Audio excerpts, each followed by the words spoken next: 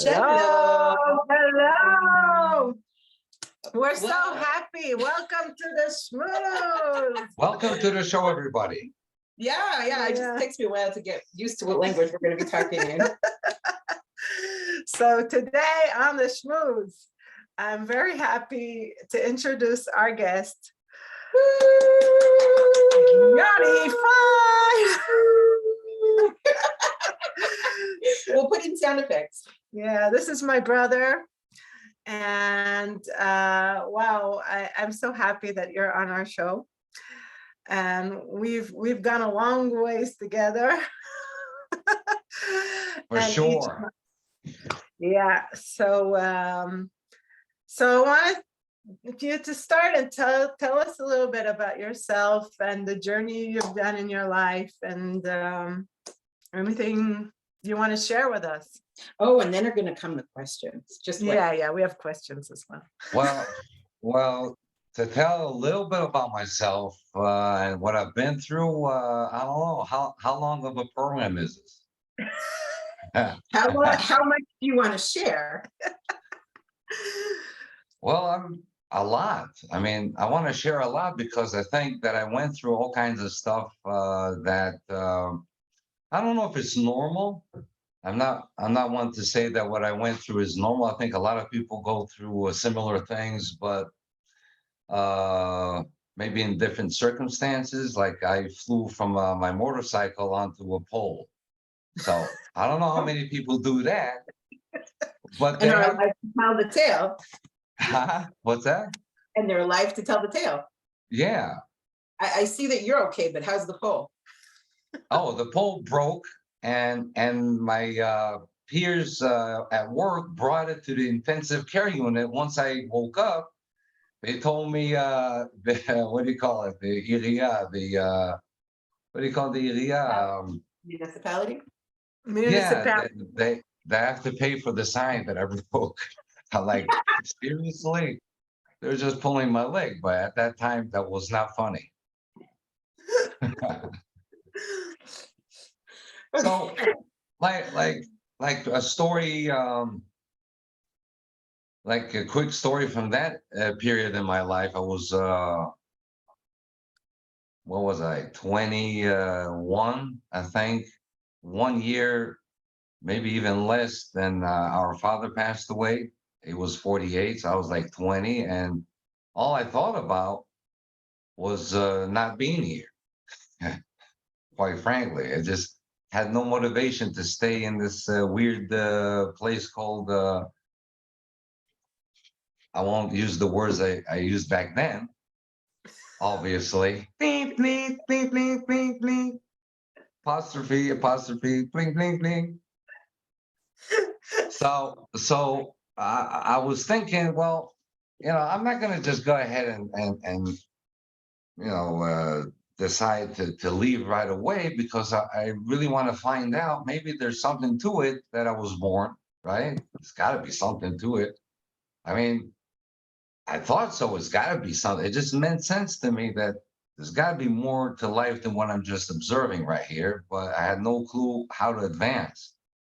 And I had thought to myself, hey, maybe go to the States and maybe learn psychology, philosophy. I mean, I guess other people ask the same question like for forever, right? The Greek, the whoever. And if you ask me about religion, at that time, that was not a word to be mentioned. I mean, I hated everything to do with religion. And if anybody asks why, we'll get to that. But but it just meant, it just felt that there's something more to it. So that's why I wanted to learn psychology and philosophy. And I was on my plans to go to Connecticut. And that's when I hit the pole. Yeah, that's when it all stopped. You It was a already stop sign. decided that you wanted to live, and God sends you like this test. Do you really want to live? Do you not really want to live? Here's the pole. Find out. It was a stop sign. It was like, stop it right there. Like, what?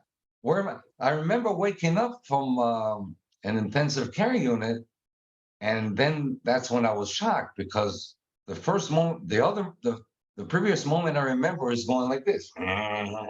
The wind is blowing. I had long hair. It was so much fun. I'm looking at this guy. I see he's in the intersection, but he's obviously waiting for me, right? I'm just driving.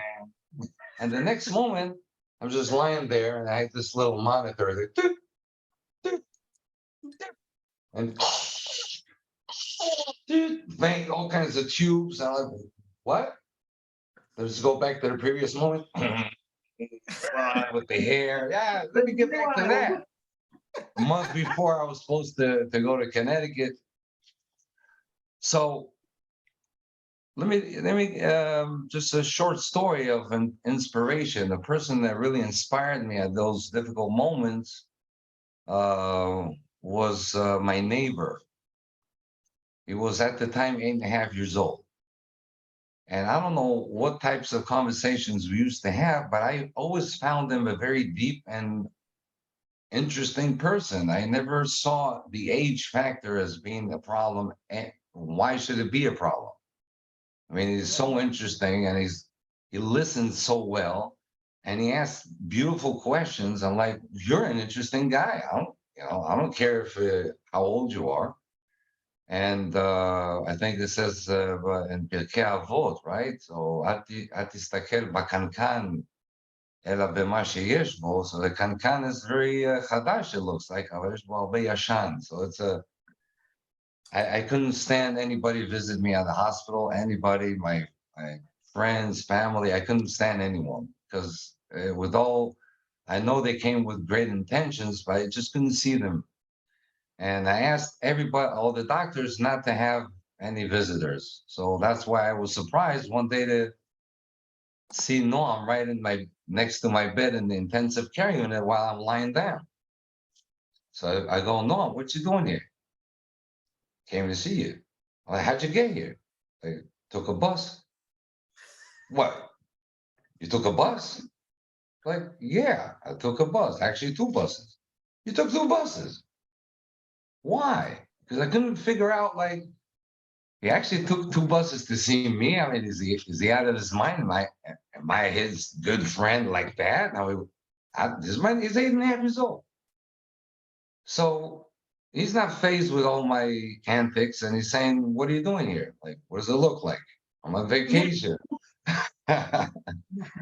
They said, why won't you stand up and get out of here? It's like, well, I was operated. They took out my spleen. And I'm trying to be funny about it. Want to see the zipper? I got a zipper over here now. And he's like, no, I don't want to see any of that.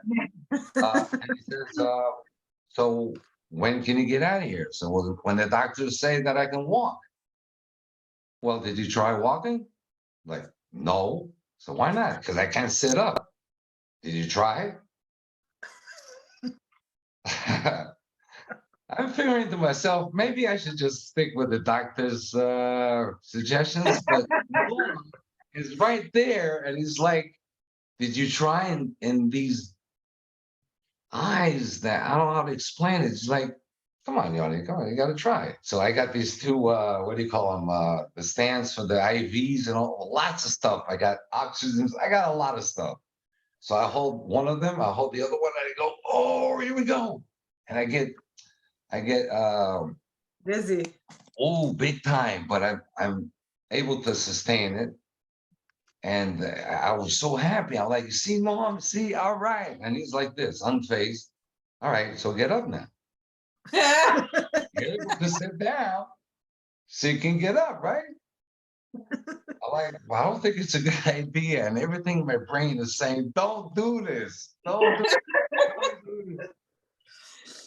So she said, did you try? So I mean, it's so powerful when a kid is honest and true. It's unbelievable. So I just took those 2 things and I stand up.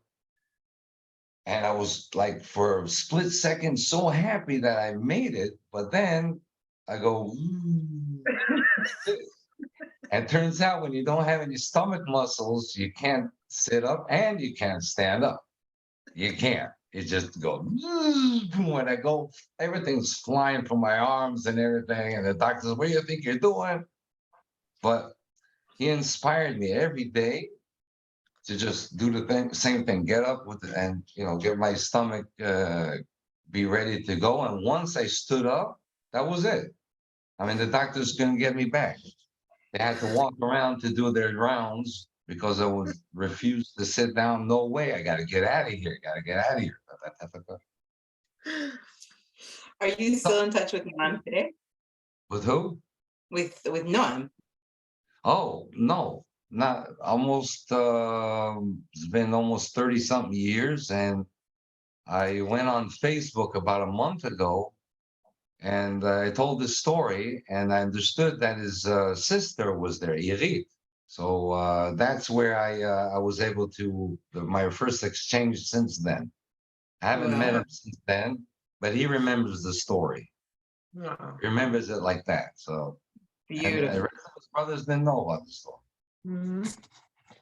Wow. So Yony, now you've been through a lot and you've studied a lot since Connecticut, when you went and you did that. Yes. And we both took NLP training, and Yony did psychodrama, Oh, fun.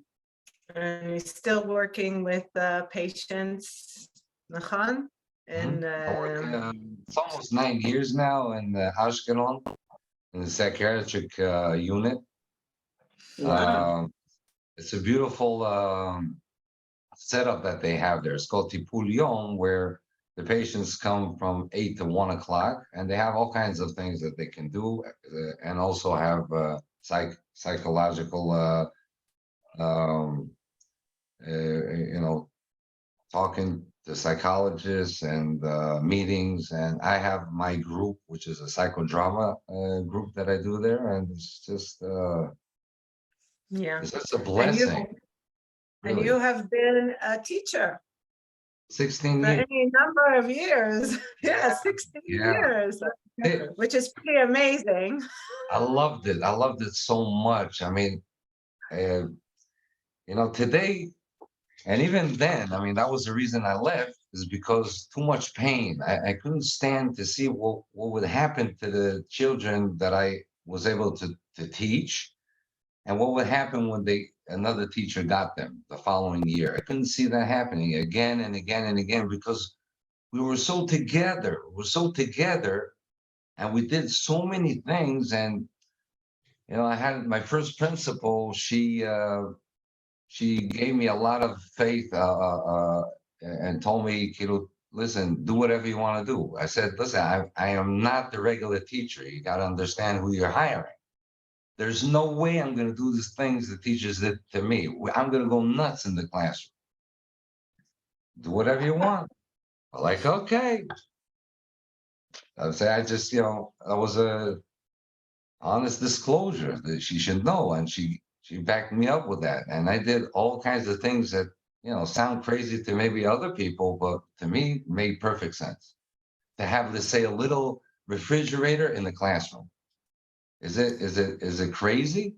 I think it makes perfect sense. Unless you want 300 boys that run right after soccer practice or soccer, in the recess, and it's Ashkelon. We're talking about like 20, 30, 28 degrees, 30 degrees, they're all sweating like I don't know what. And they're also ticked off on one another because he scored on him and he calls him a loser and and they're all coming to like three little faucets over there and like, so it's before, let me drink. How much are you gonna drink?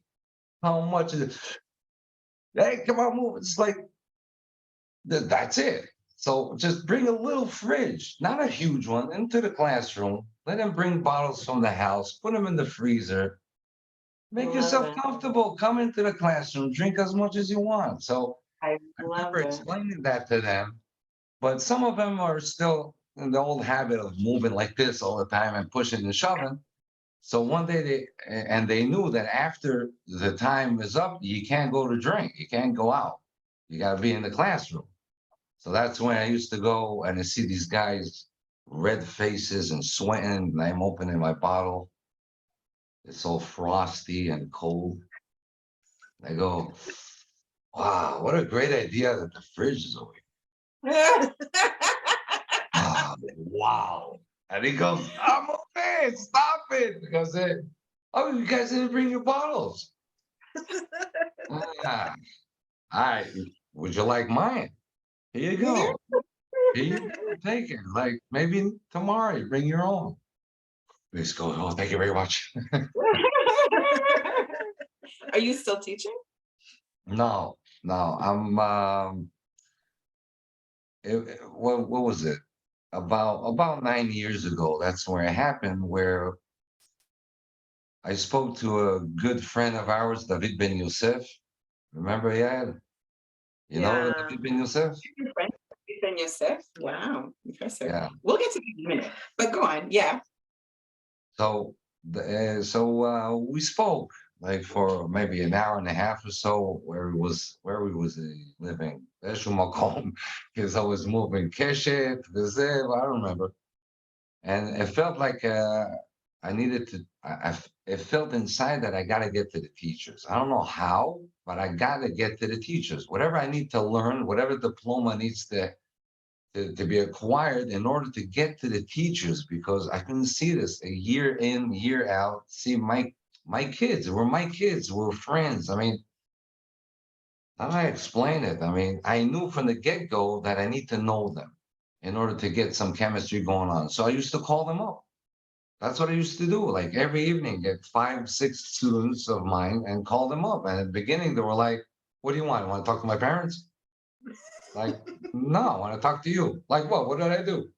Did nothing. Can I talk to you? What's going on? Chill out, man. What's up? How you doing? Want to know what your hobbies are about? Is it? Yeah. You sure I didn't? Wow. You sure you're not gonna? You don't want to talk to my parents? I'm like, all right. You don't want to talk to me? Don't talk to me. Have a nice day. Whoa, whoa, whoa, wait a second. Wait a second. And we developed such a relationship that I don't know. It just love, and we're connected, and there was never a problem of discipline because we're together. I mean, Sounds like they a understood. respect. It It, sounds like there was a respect going on. it was, yeah. I think it was respect. I think it was me understanding where they are because I was with them most of the time. I never went into the Chadal Morim. What do you call this place? Teacher's room. Teacher's room, right? Never walked in there. First of all, out of fear, because as a student, I was there like so many times. Like, go to Chadal Morim and stand in the corner. So when they showed me the place, Chadal Morim, like, I'm not going in there. I'm not going in there. Sorry, not for me. Plus, it's either being in the Chadam Moed talking to teachers that the majority of what they're talking about is the nuances in the salary versus playing with like 10-year-olds or 11-year-olds, and me having a big time advantage in soccer and let alone basketball and not participate. Come on.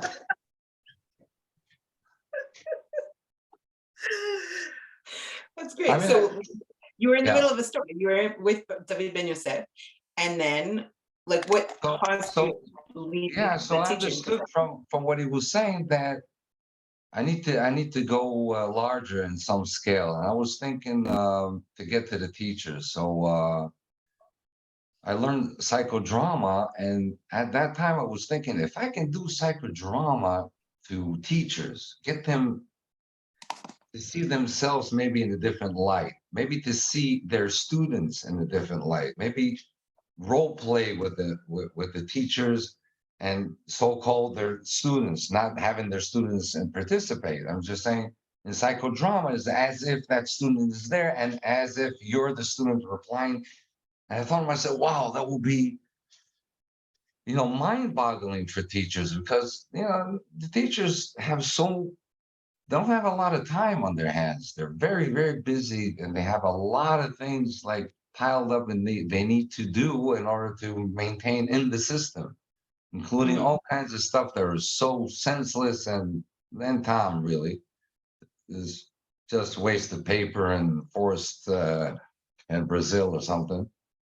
But eventually I found a way to get there. it took me time. I finished the psychodrama, and then I started working in the hospital. But the teachers were always there in my mind to get to them. So I got to Pisga of Misad HaChinuch. It's the I don't know how to call it, where they assign teachers to go to or lecturers, all kinds of people of interest to go to speak to teachers. So I said I can do psychodrama. I came in.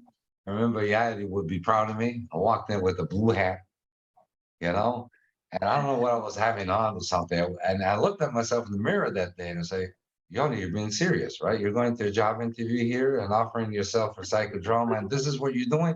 You never wore this hat in your life. It's for Pulim. It's a blue hat. Hold on.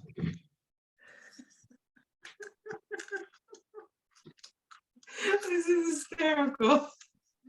And it's interesting because it's like so much a part of your story and who you are, like your siblings. Like I see that with all of you. Oh my God, that's hysterical. It was in better shape. It was better shape. It was a cowboy thing, right? Yeah.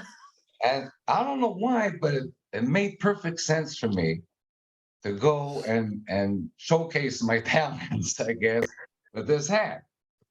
So Yeah. she was talking to me and says, well, so what are you saying? You know what, you want to go to teachers and you want to do this? I said, yeah. And I also gave them my, what do you call it, my resume called Chaim. So I'm not a clown, I'm a therapist. And they said, psychodrama. So what we normally do, I said, don't continue the sentence. I said, don't continue that sentence. What you normally do, I understand what you normally do. I'm not normal, trying to do something not normal in the normal thing, right? So Love. she said she'll get back to me, and she never did. So I came back the following year, and I said, "What about now?" She said, I don't know, psychodrama. We don't. But do you know NLP? I'm like, yeah. I just finished master NLP. Oh, so fantastic! It's the same exact thing. What I want to do, it just call it a different name. So all right, so I was able to do that, and it was just before Corona, 2019. That was the first time I did it with teachers. It was fabulous. It was great. I mean, for me, it felt like, whoa, this is something I want to do. Yeah. Yeah. Amazing. And you, throughout your life, you always focused on communicating and trying to communicate better, even with your students, family. So tell us about this discovery of yours in communication. Maybe I'll go to a more personal aspect of it, like my own personal communication with myself. And I had serious problems all my life when I wanted to disclose to a person that maybe I want to be his friend, I don't know, or a relative or a brother or sister, some negative emotions that I have or towards whatever I observed or felt, whatever, but I never found the words to do so. What I always turned out to happen was I used to say something and the other person will snap at me and retaliate, and then I get defensive and I go, oh yeah, and I even got to the point in Beersheba where I was bomakot. I used to fight people violently. Yes, I admit to that, mea chuz. And for me, it was such a great thing. I mean, people offer punching bags, but punching bags can't punch you. The other person can punch you, and when somebody else punches you in the face, huh? Ding! It's like, oh, okay, maybe violence is not a good idea.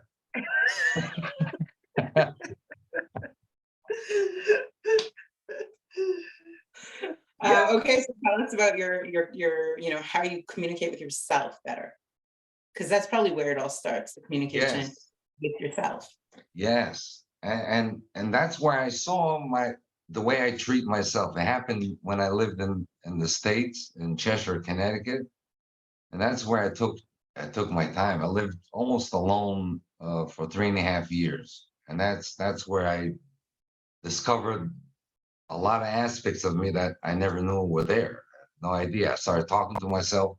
In the States, I think it's not such an abnormal thing that you see a guy walking in the street talking to himself.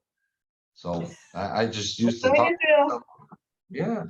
One of the things I've noticed that, let's say I drop something and I go like and pick it up. And that whatever has a whole lot in it.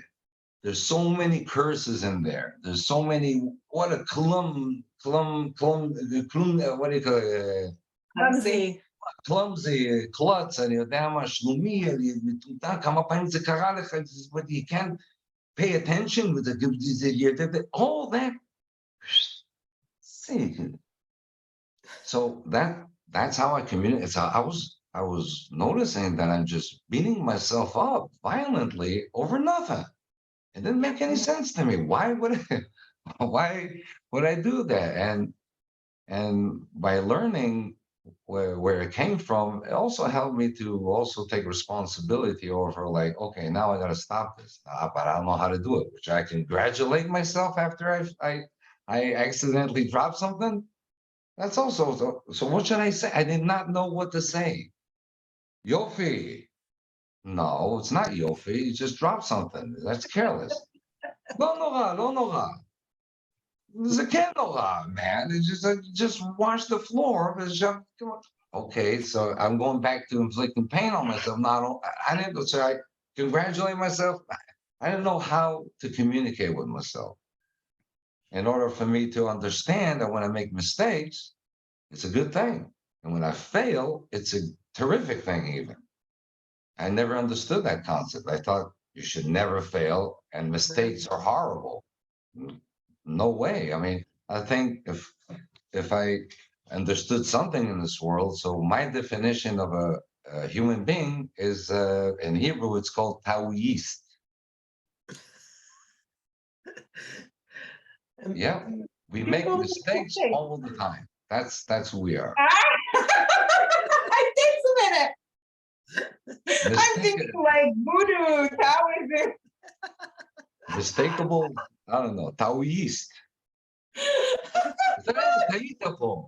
You made a mistake over here. Obviously. So you're saying like accepting and then just moving on. I like always to learn from it because I understand that it's just going to repeat itself till I get exhausted, and I just want to learn from it. Just want to learn from it. What does it mean? Why I got taught a lesson here. What is the lesson? Sometimes I don't even know.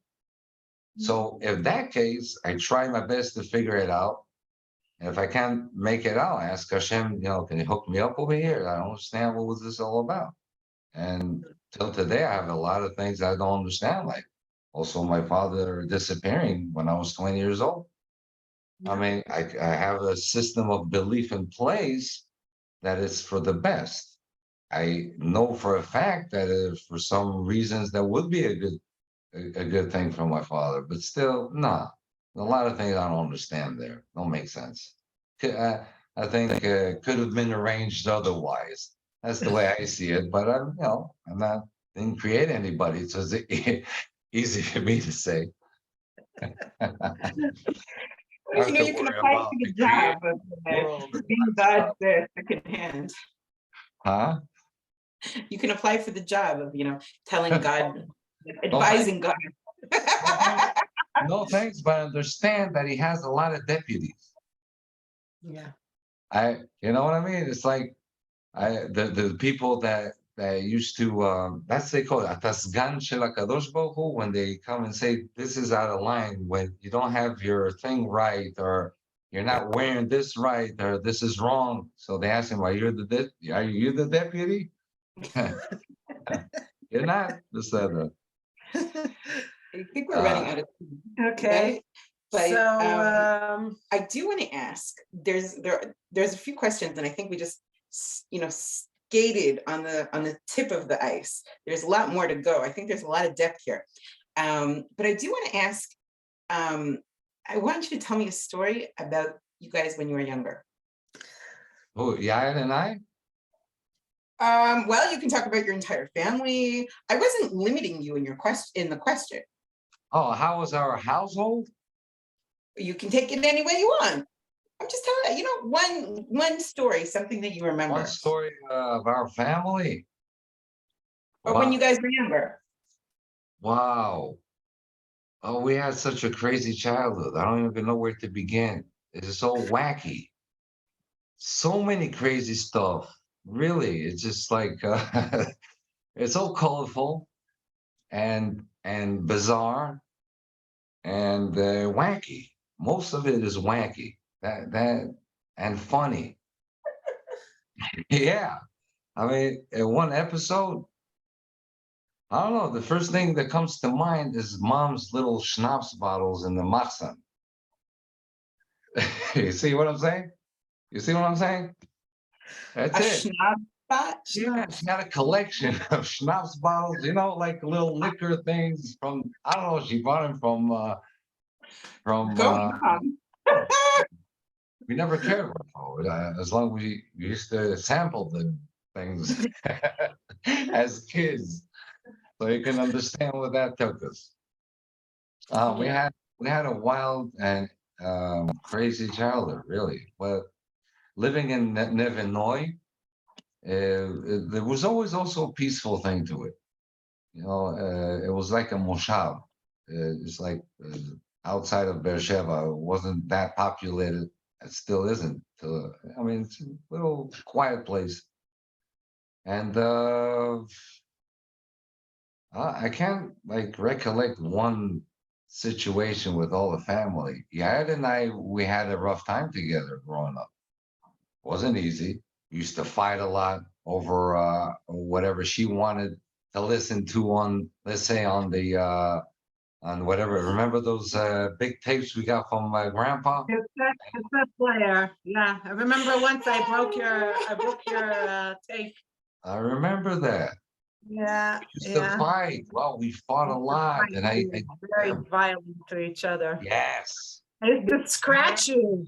yes, Yeah, he used to beat me up with the boxing, and I yes. used to scratch. He had the sign to show, so people will pity him.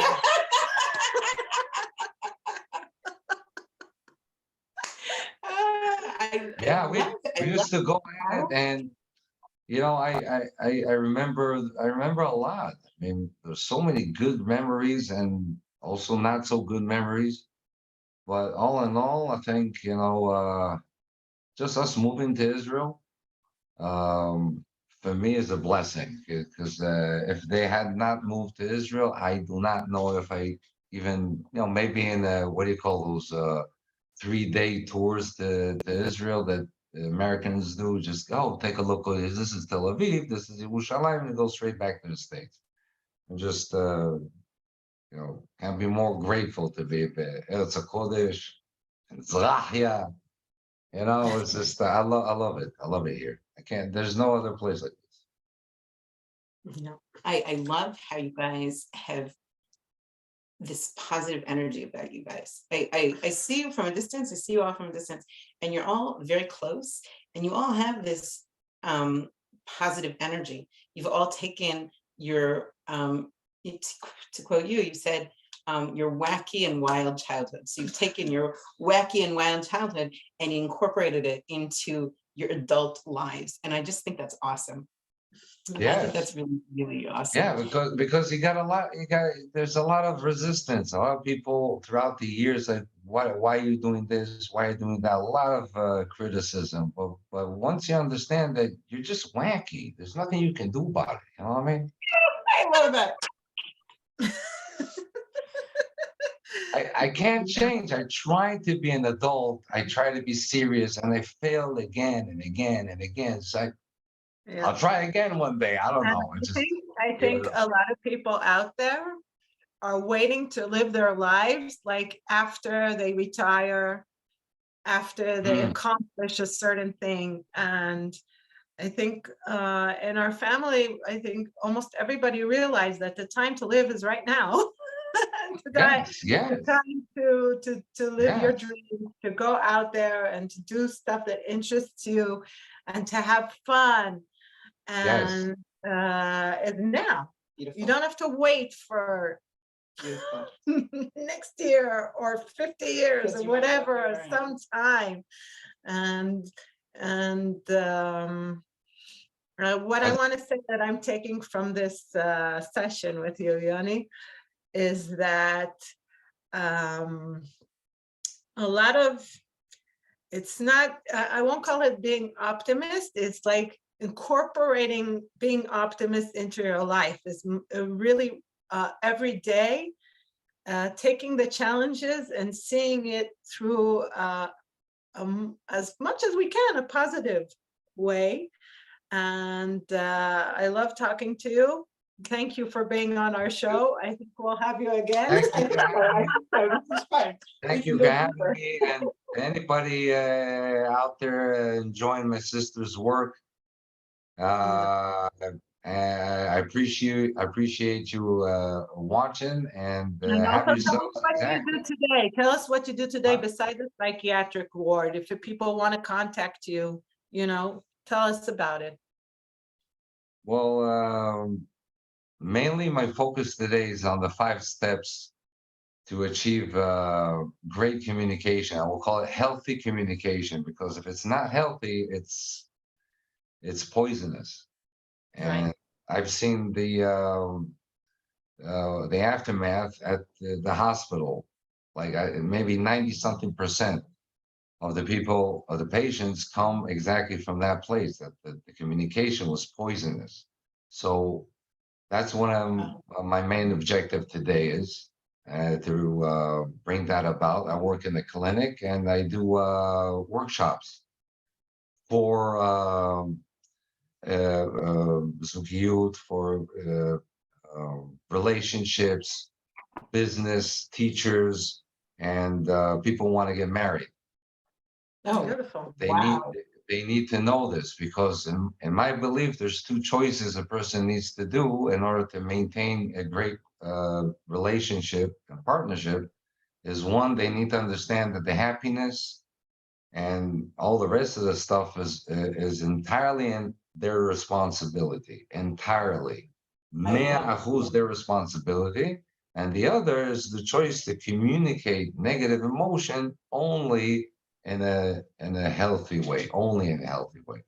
Because if Beautiful. it's not being communicated, as we said at the very beginning, that was my problem. So it builds up, and the anger builds up because I can't say anything because it backfires. So what am I going to do with all this stuff? So thankfully, basketball is in my life.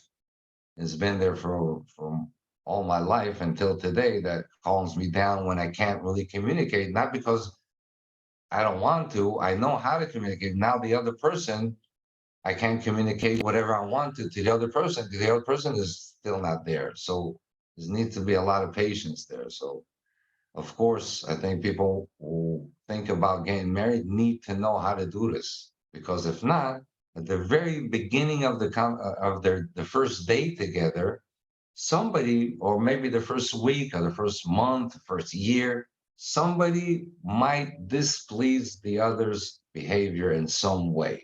Might Right. happen. I think so. Two human beings, of course, they have two different opinions, man, woman, Of course. perhaps, but then, yeah, of course. So if I communicate this in a poisonous way, that's it.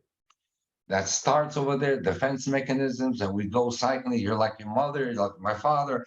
Oh, you said that, blah, blah, blah, blah, blah. And just, but if it's communicated in the right way, and it should be communicated because it's something that I did not like, I'm not saying you have to change it, but I just want to let you know who I am.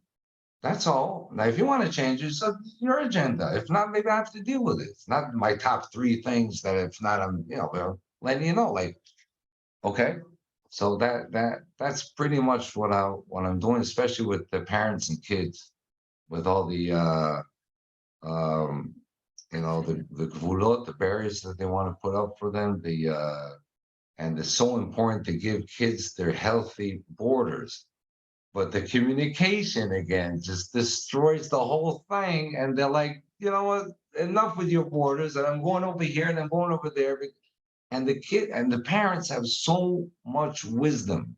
and so much life experience, and they should be able to communicate that great, expensive knowledge that came about with a lot of, lo pashut stuff, but they don't know how to communicate it. I know that for a fact because I did not know how to communicate it myself for 44 years. Did not know how to communicate. I thought I knew. I spoke in a very nice temper, and I said I instead of you, and I did everything by the book. I read so much about it, but it never worked. I was like, what's missing here? What's going on? Found it. Great. Okay, so I think we'll have you back and you can expand on this because this sounds like an absolutely important and fundamental Yes. thing to our existence, but we are out of time. Okay. So we will see you on another podcast Thank you. and you can continue. Please continue. Yeah. And I didn't catch your name though. I didn't catch your Tova. name. hi, I'm Tova. Nice to meet you. Tova. Tova. The Thank kids you, in Ghana Tova. call me Yeah. Tova, and I'm like, no, it's Tova. Tova. So this has been the schmooze. This has been the Schmooze, And everybody watching, give us a thumbs up, subscribe to our channel for new videos, share. comment, right? Ask us questions, everything in that. And we'll see you next time. Bye. Okay.